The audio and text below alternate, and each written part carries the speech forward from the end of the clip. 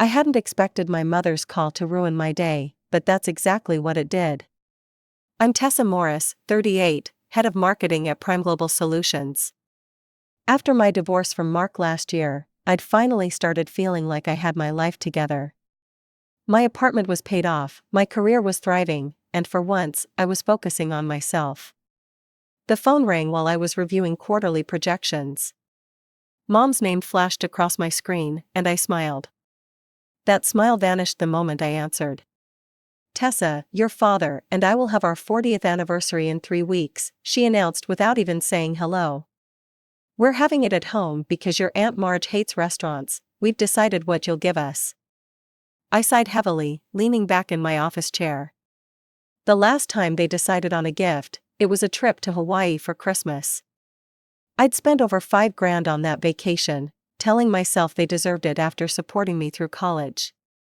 What is it this time, Mom? I asked, massaging my temple. A country house, she said casually, like she was asking for a box of chocolates. I'm sorry, what? I nearly dropped my phone. I think I misheard you. A country house, she repeated firmly, your father, Todd, Melanie, and I talked it over. You earn good money, you're single, you've paid off your apartment. You should buy us a country house where we can all relax, your father and I, Todd and his wife and kids, Melanie and her family.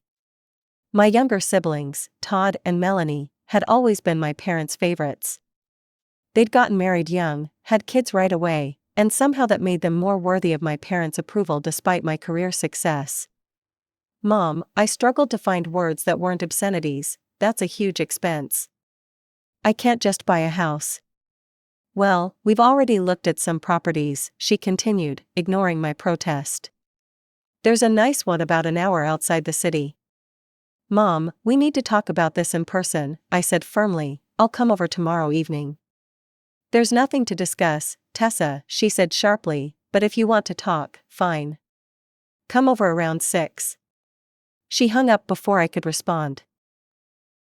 I stared at my phone in disbelief, my hands shaking slightly. The audacity was breathtaking. They'd just decided I should spend hundreds of thousands of dollars on a house for them? Without even consulting me? For the rest of the day, I couldn't focus on work. My mind kept returning to my family's expectations. I'd always been generous with them, maybe too generous. Each month, I sent my parents $1,000 for utilities. I paid for Melanie's kids' preschool. Last month, I'd covered expensive medication for Todd's son and regularly helped with his car repairs. The next day wasn't any better. I kept rehearsing what I'd say to them. Surely they'd understand once I explained that buying a house was completely unreasonable. I left work early, my stomach in knots as I drove to my parents' suburban home. When I arrived, I was surprised to find Todd's and Melanie's cars already there. I hadn't expected an ambush. Mom opened the door with a tight smile that didn't reach her eyes. Dad sat in his recliner, nodding curtly at me instead of his usual bear hug. Todd and Melanie were on the couch, both looking at me with expectant expressions. Hi everyone, I said, trying to keep my voice light. I noticed they hadn't set a place for me at the dinner table, though they'd clearly just eaten. I thought we could talk about the anniversary gift. Mom motioned for me to sit in the armchair across from Dad. No one offered me a drink or asked about my day. Look, I started, I've been thinking about the anniversary gift. I can contribute $25,000, if Todd and Melanie add what they can, we could get you both a new car instead, your Camry is getting pretty old. The silence that followed was deafening. Todd and Melanie exchanged glances. We can't contribute large sums, Todd finally said, we have families, kids. Unlike you. Melanie nodded, we've already pitched in together for our gift. We agreed you'd get the country house. You'd use it too, Tessa, Melanie added, as if that made it better. You could come out on weekends, it would be great. I don't have money for a country house, I said slowly, trying to stay calm. You could take out a mortgage, Mom suggested, like it was the most reasonable thing in the world. With your salary, you'd qualify easily. I felt like I was in some bizarre dream. Had my family always been this entitled? This conversation isn't going anywhere, I said, standing up. I'll decide on my own what gift I'll give, I need to go. No one tried to stop me as I headed for the door. As I stepped outside, Mom called after me, "You'll regret this, Tessa." The drive home was a blur. By the time I reached my apartment, I was shaking with anger. I made myself some strong mint tea and sat on my balcony, trying to calm down. What had happened to my family? When had I become nothing more than an ATM to them? The more I thought about it, the more I realized this wasn't a new development. I'd been financing their lifestyles for years, and they'd grown to expect it. Now I was selfish for not buying them a house? The weeks after that disastrous family meeting passed in complete silence. No calls from Mom, no texts from Dad, not even the usual requests for money from Todd or Melanie. At first, the silence was a relief, then it became unsettling. Never in my adult life had I gone so long without my family asking for something. "They're probably just giving you space," my friend Rachel said over lunch. Or maybe they realized how unreasonable they were being. "You don't know my family," I replied, picking at my salad. "This is the calm before the storm." As my parents' anniversary approached, I decided I'd still give them something generous. Not a country house, obviously, but a check for $15,000 seemed appropriate. They could put it toward whatever they wanted, even a down payment on that house if they were serious about it. The more I thought about it, the more I felt I was being reasonable. What wasn't reasonable was that I never received an invitation to the anniversary celebration. No text, no call, not even a formal invitation in the mail.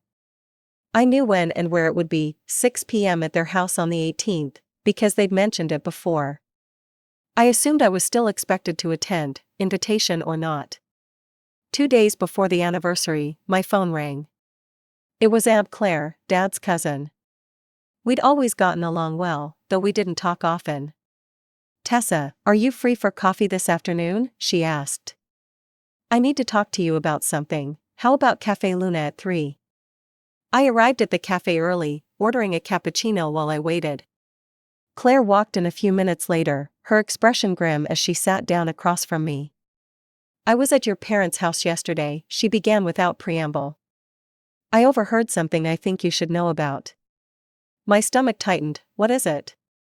Claire leaned forward. "They're planning to humiliate you at the anniversary. They've moved the celebration time up by 2 hours, to 4 p.m. instead of 6. They haven't told you, so you'll show up late to find the door locked." I stared at her, my cappuccino forgotten. "You can't be serious." "I wish I wasn't. Your mother was quite proud of the plan, your siblings are in on it too." Claire shook her head. "I told your father I think it's despicable, but he just said you deserve it for being selfish. I've decided not to attend. I can't support this kind of behavior." "Thank you for telling me," I said quietly, my mind racing. "I appreciate it." "What will you do?" Claire asked. "I don't know yet, but by the time I got home, I knew exactly what I would do." The next day, I called in sick to work. I needed time to prepare my response to my family's ridiculous scheme. First, I logged into my banking app and canceled all recurring transfers to my parents, screenshot, print. Next, I compiled a spreadsheet of every cent I'd given my family over the past 5 years, the monthly transfers, the Hawaii trip, Todd's car repairs, Melanie's childcare costs, the emergency medical bills I'd covered. The total shocked even me, $63,427. Screenshot, print. I found a beautiful gift box in my closet, left over from Christmas. I lined it with tissue paper and placed the printouts inside. Then I wrote a note.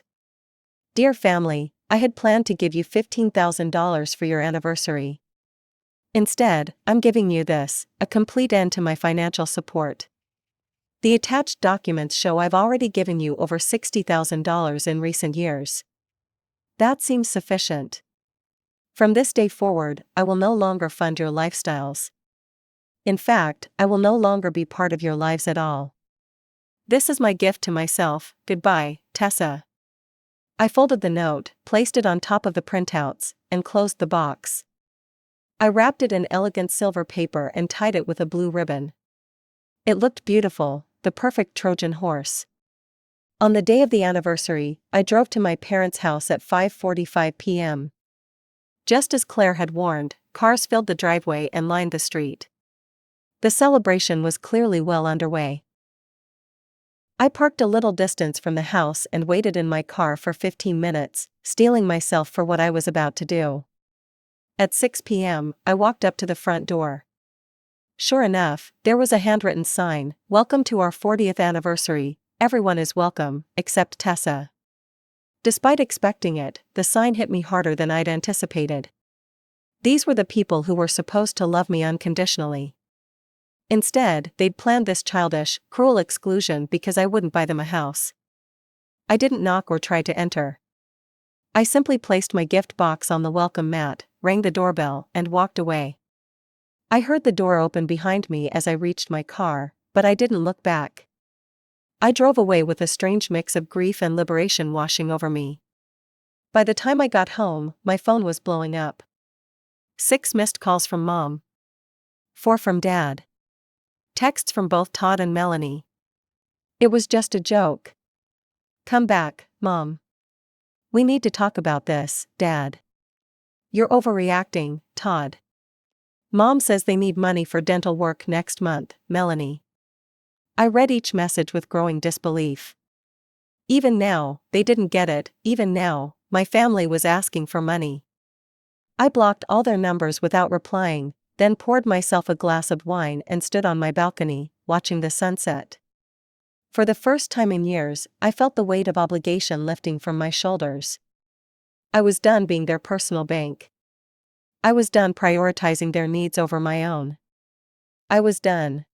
The morning after my parents' anniversary, I woke up with a strange sense of calm. I'd expected to feel guilt or regret, but instead, I felt lighter. Still, I knew my family wouldn't give up easily. They'd try to find ways to reach me, to pull me back into their orbit of financial dependency. I needed to be prepared. First, I called down to my building's concierge. "Good morning, Miguel. This is Tessa from 14B. I need to update my visitor policy. My parents, brother, and sister are not to be allowed into the building under any circumstances. Their names are Richard and Linda Morris, Todd Morris, and Melanie Becker. Of course, I'll make a note in the system and inform the other concierges." Next, I called my office's security team and made the same request. Then I emailed my boss, explaining that I might have some family members trying to cause disruptions at work. Sandra had always been understanding, and her response was immediate: "Security will handle it. Let me know if you need anything else." By lunchtime, I'd blocked my family on every social media platform and changed my email settings to automatically delete messages from their addresses. It felt extreme, but necessary. I knew from experience how persistent they could be when money was involved. I wasn't wrong. That very afternoon, my concierge called up. "Ms. Morris, your parents are here insisting they need to speak with you. I've told them about the visitor restriction, but they're making quite a scene." I sighed. "Tell them if they don't leave, you'll call the police." 2 days later, Todd tried to get into my office building. Security turned him away. The day after that, Melanie showed up at my favorite coffee shop. She must have been watching for me. I spotted her before she saw me and left immediately. "They're relentless," I told Rachel over the phone that night. "It's like they think if they keep pushing, I'll crack and start supporting them again."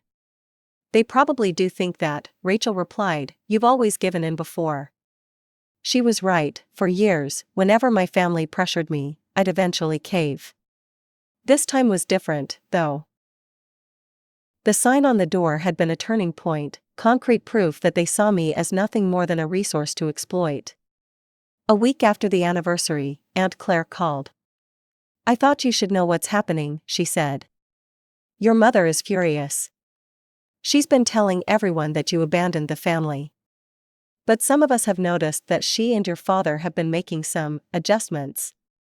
"What kind of adjustments?" I asked. "Your mother took a part-time job at the mall. First time she's worked in 20 years, and your father sold his golf club membership." I felt a twinge of satisfaction. They're feeling the pinch without my money. Todd and Melanie are struggling too, Claire continued. Apparently, you were helping them with more than they've admitted to the rest of the family. Are they telling people I should buy them a country house? Claire laughed. No, they seem to have dropped that particular demand. Now they're just saying you abandoned them without cause. Of course they are, I muttered. For what it's worth, I've told anyone who'll listen exactly what happened. Most people think they were out of line. Thanks, Claire, you're the only one in the family I still want to talk to. After that call, my relatives started reaching out one by one, my cousin Derek, my uncle Phil, even my grandmother. All with the same message: your parents miss you, can't you work things out? I gave them all the same answer: when they apologize sincerely and stop expecting me to fund their lifestyle, we can talk about rebuilding our relationship. None of them called back. As weeks turned into months, the attempts to contact me became less frequent. My family began to accept that I was serious about my boundaries. Meanwhile, something unexpected was happening. I was discovering who I was without the constant drain of family obligations. With the extra money I was saving, I booked a 2-week vacation to Portugal, somewhere I'd always wanted to visit but had never prioritized because vacation funds usually went to helping my family. I joined a pottery class on Wednesday nights, something I'd been interested in for years but never had time for between work and family demands.